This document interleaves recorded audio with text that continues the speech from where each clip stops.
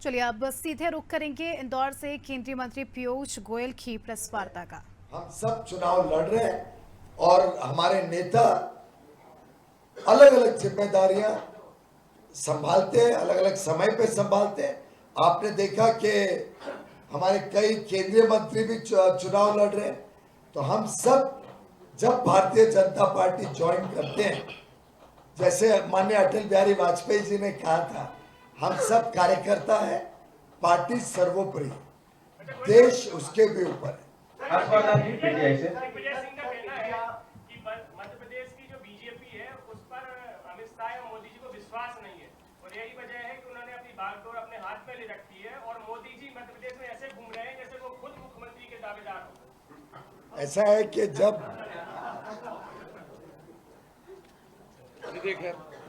नेता के पास आत्मविश्वास होता है और जनता का प्यार होता है तो जनता के बीच आता ही है। और प्रधानमंत्री नरेंद्र मोदी जी कौन से चुनाव में नहीं गए? प्रधानमंत्री नरेंद्र मोदी जी देश के प्रधानमंत्री हैं और देश के हर कोने में जब भी जहां भी चुनाव होता है, प्रधानमंत्री के नाते वो अपना फर्ज मानते हैं कि वो अपने जनता के पास जाए, जनता को अपना रिपोर्ट कार्ड दे।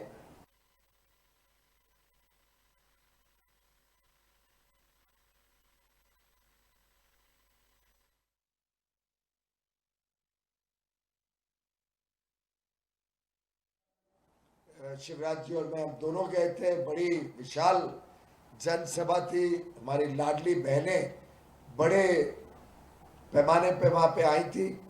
क्योंकि जो वस्त्र का क्षेत्र है उसमें सबसे अधिक महिलाओं को रोजगार के और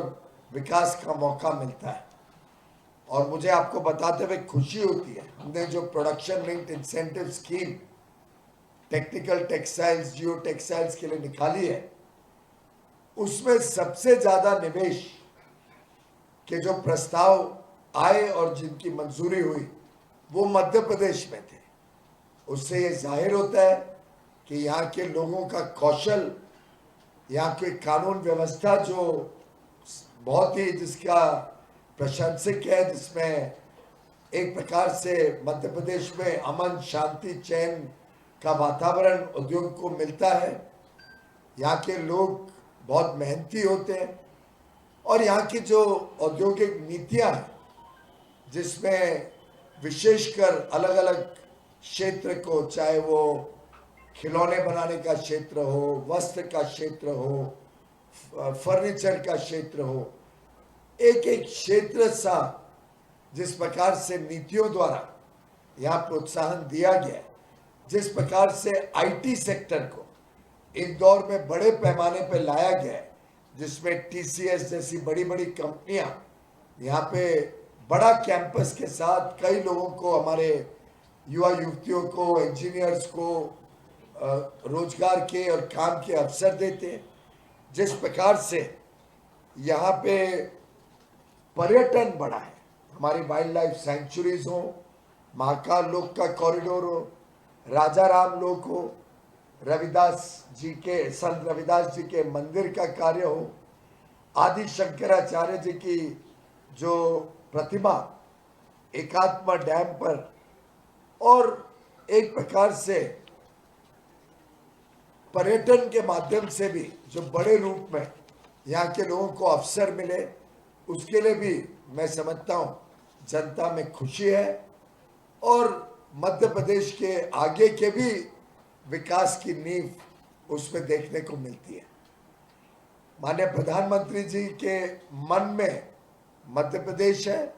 और मध्य प्रदेश के मन में मोदी जी हैं। ये बात सिद्ध होती है जब हम देखते हैं जिस प्रकार से प्रधानमंत्री जी ने अलग अलग योजनाएं मध्य प्रदेश में दी हैं, चाहे वो रेलवे का विस्तार हो जिसमें बहुत अमूलचूल परिवर्तन और विकास हुआ हो, चाहे वो बीना रिफाइनरी में लगभग 50,000 करोड़ रुपए का नया एक्सपेंशन का शुभारंभ हो, चाहे वो अलग अलग जो राज्य में किसानों के साथ जुड़े हुए कार्य हो, और मध्य प्रदेश के हर इलाके को माफिया राज से जो मुक्ति देने का काम किया गया है, जिसके कारण आज मध्य प्रदेश में हजारों एकड़ जमीन भू माफिया जो कांग्रेस के समय बड़ी प्रचलित थी, उससे छुड़ा के जनता को वापस देना और उसमें आवास योजना के तहत भी जो हमारे अति गरीब साथी थे उनको जमीन का पट्टा भी देने का काम शिवराज जी ने किया। उसमें